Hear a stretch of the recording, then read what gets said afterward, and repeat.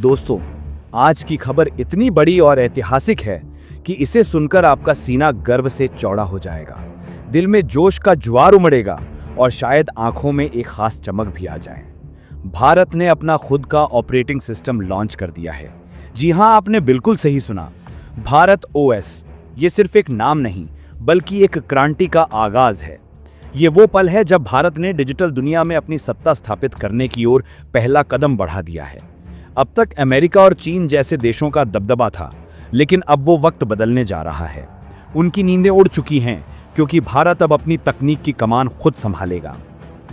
जरा सोचिए, अभी तक दुनिया के हर स्मार्टफोन में या तो गूगल का एंड्रॉयड होता था या फिर एप्पल का iOS। भारत जैसे देशों की तो कोई अपनी पहचान ही नहीं थी।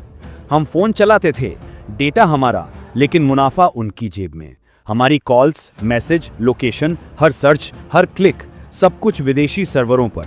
हर ऑनलाइन ट्रांजैक्शन से होने वाली कमाई विदेशी कंपनियों के खाते में। ये कहानी अब पलटने वाली है। भारत ओएस सिर्फ एक सॉफ्टवेयर नहीं बल्कि हमारी डिजिटल आज़ादी का प्रतीक है। ये भारत की वो ताकत है जो न सिर्फ हमें आत्मनिर्भर बनाएगी बल्कि पूरी दुनिया को दिखा देगी कि हम किसी से कम नहीं। दोस्तों, अगर ये खबर आपके दिल में जोश जगा रही है तो अभी चैनल को सब्सक्राइब कर लीजिए, वीडियो को लाइक करें, शेयर करें और कमेंट में जय हिंद लिखकर हमें बताएं कि आप इस डिजिटल क्रांति के साथ हैं।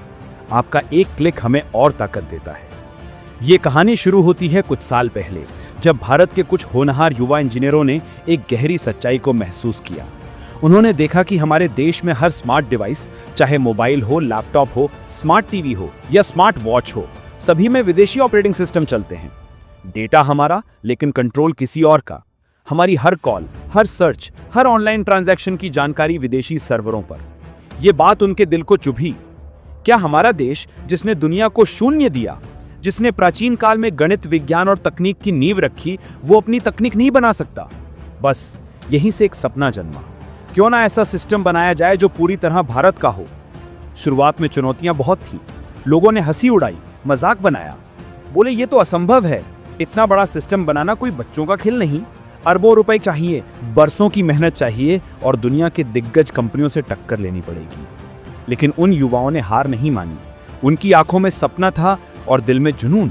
और सबसे बड़ी बात, भारत सरकार ने भी उनका साथ दिया। डिजिटल इंडिया और मेक इन इंडिया जैसे विजनरी अभियानों के तहत फंडिंग दी गई, संसाधन उपलब्ध कराए गए और स्टार्टअप्स को बढ़ावा दिया गया। देश के शीर्ष तकनीकी संस्थान जैसे IIT, NIT और अन्य विश्वविद्यालय के विशेषज्ञों ने दिन रात मेहनत की। अनगिनत घंटों की कोडिंग, टेस्टिंग और रिसर्च के बाद आज नतीजा आपके सामने है। भारत ओएस का पहला डेमो वर्जन तैयार है। यह कोई छोटी मोटी उपलब्धि नहीं है। अगले कुछ महीनों में भारत ओएस आम लोगों के लिए लॉन्च होने वाला है और यह सिर्फ मोबाइल फोन्स तक सीमित नहीं रहेगा।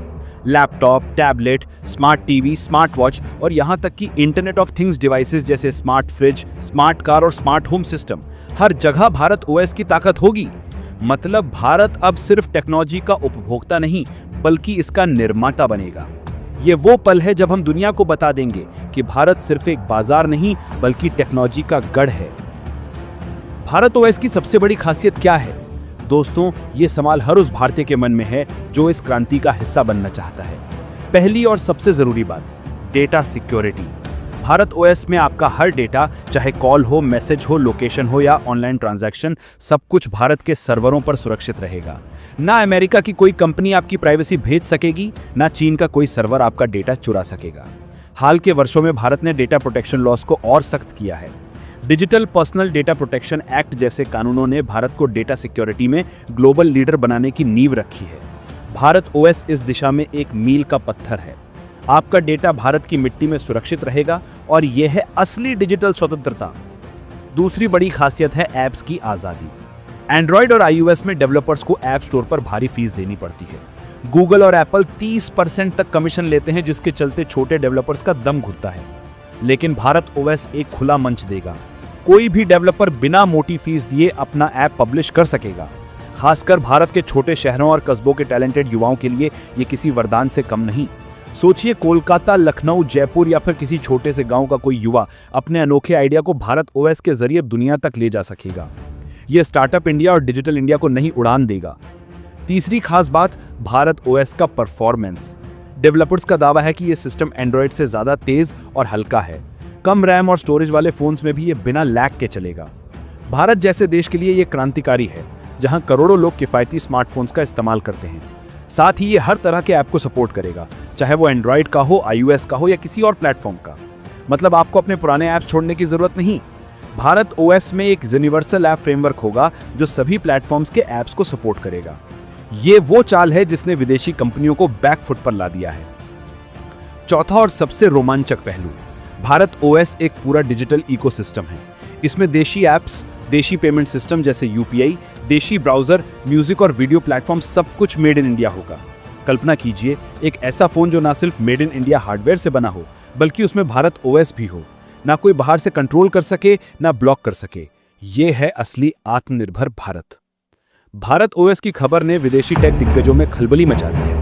भारत आज दुनिया की सबसे बड़ी टेक मार्केट में से एक है। 2025 तक भारत में 90 करोड़ से ज्यादा स्मार्टफोन यूजर्स होने का अनुमान है। हर साल अरबों डॉलर का डेटा और विज्ञापनों से होने वाली मुनाफा विदेशी कंपनियों की जेब में जाता है, लेकिन भारत OS इस गेम को बदल देगा। अगर भारत के यूजर्स भारत OS पर शिफ्ट हो गए तो गूगल और एप्पल जैसी कंपनियों का वर्चस्व खतरे में पड़ जाएगा। कुछ विशेषज्ञों का मानना है कि भारत OS के सफल होने पर अन्य विकासशील देश जैसे इंडोनेशिया, ब्राजील और अफ्रीकी देश भी इसे अपनाने की दिशा में सोच सकते हैं। ये भारत को न सिर्फ टेक्नोलॉजी का लीडर बनाएगा, बल्कि ग्लोबल साउथ के लिए एक मॉडल भी पेश करेगा। खासकर चीन के लिए ये एक बड़ा झटका है। Xiaomi, Vivo, Oppo, Realme जैसे ब्रांड्स भारत में अपनी मजबूत पकड़ रखते हैं, लेकिन भारत OS के लिए हम सख्त होंगे। हर फोन कंपनी को अपने मॉडल्स में भारत OS को सपोर्ट करना होगा।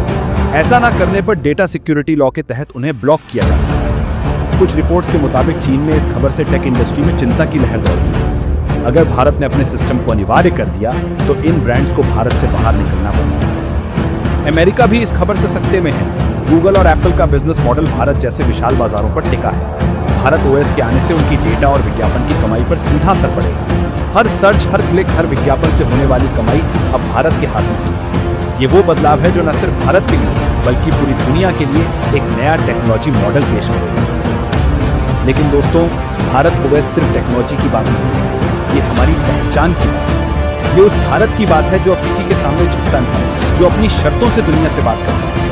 भारत OS सिर्फ एक सॉफ्टवेयर नहीं, बल्कि हमारे आत्मनिर्भर भारत का सपना है। ये वो सपना है जो हमें दुनिया के सामने सिर उठाकर खड़े होने का मौका देता है। तो आइए इस ऐतिहासिक पल का हिस्सा बने। जय हिंद, जय भारत। वीडियो पसंद आया हो तो लाइक करें, शेयर करें और कमेंट में जय हिंद जरूर लिखें। आपका एक क्लिक इस क्रांति को और मजबूत बनाएगा। आइए हम सब मिलकर इस क्रांति को सफल बनाएं। भारत OS सिर्फ एक ऑपरेटिंग सिस्टम नहीं, बल्कि हमारे आत्मनिर्भर भारत का सपना है। ये वो सपना है जो हमें दुनिया के सामने सिर उठाकर खड़े होने का मौका देगा। तो आइए इस ऐतिहासिक पल का हिस्सा बने। जय हिंद, जय भारत।